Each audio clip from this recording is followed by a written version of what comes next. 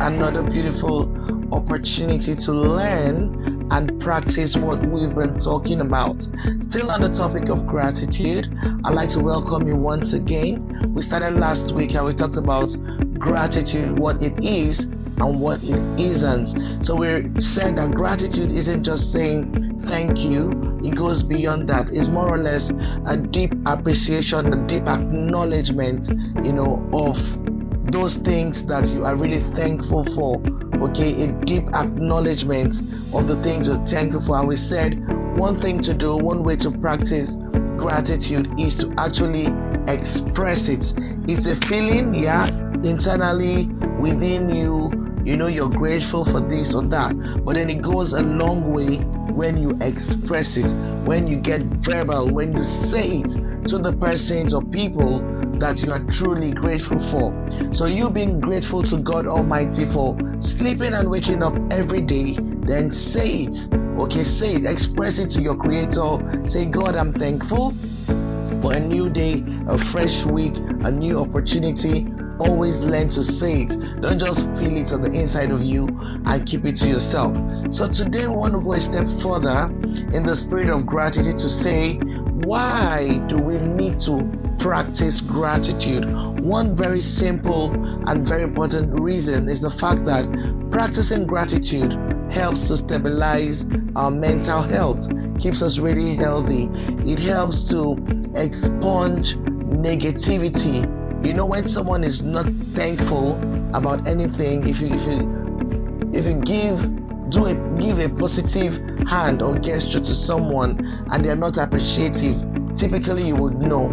Okay, it shows in their demeanor that they're really not thankful or appreciative of that. But when someone is truly appreciative, they're excited, they jump up, they express it in many different ways. Okay, so we should also learn it. So what I'm saying is, if you have any negativity or grudge or resentment inside of you, it will be a struggle to express gratitude. Okay, so go ahead and begin to learn. Tell yourself, I will be grateful. I will practice gratitude by expressing it. Okay, that's one of the key benefits of practicing gratitude. And then today I want to also talk about how to practice gratitude. One very quick example is journaling. Okay, so growing up way back as a young child in school, I loved to write and I wrote a lot. Some of you might be aware of it or something you're also used to. People love to write. You have a journal, a book. I practically sometimes have a new book, a new journal for every new project.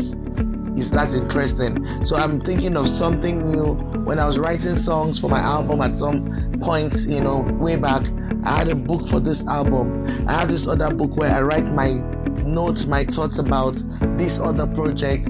If I want to study, I have another book. So I have little beautiful jotters and journals. So journaling is another way to practice gratitude. And what does it do for you? So perhaps you think there aren't enough things to be grateful for. Okay, it will shock you when you pick up a pen and a book and you begin to write.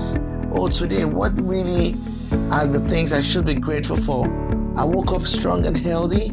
I jumped out of bed. I was able to give myself a shower, a meal, and all that. It might look so simple, basic, and routine. But when you think about people who are in the hospital or who are even in their homes, and part of their normal routines is such that they have some form of disability, and you realize that not everybody really has the opportunity to just jump out of bed and poof, go on about their businesses. If you reflect on it truly, trust me, you will be grateful. So that's just an example. What other things could you possibly be grateful for? For the last week, there's some stories I heard about some people who witnessed some sort of accidents while they traveled. Okay, so if you sit back and picture that scenario, or even imagine the negative things that could have happened to you or me or the accident, and we were safe from it, God helped us. For the week, we have nothing negative to talk about in terms of misfortunes. then you have another reason to be grateful. So are you so challenged at the moment? It seems like you're struggling, there's no finance to pursue a project or something or the other. Okay, but there's still some other aspects of you that is breathing and doing well. Okay, there's still some prospects as well. Now, okay, there's this uncle, this auntie, this mentor somewhere, somebody I can reach out to and possibly share and get results. So if you can picture this, then note it down and you see you have good reasons to be grateful. If you feel all alone, if you feel tired, if you feel like you've come to the end of your tunnel, hey, just take a moment, pause, and you find out that there's a friend out there. Maybe there's just one person or two persons you can actually talk to, and even if you don't have any friend, there's God up there that you can still speak to.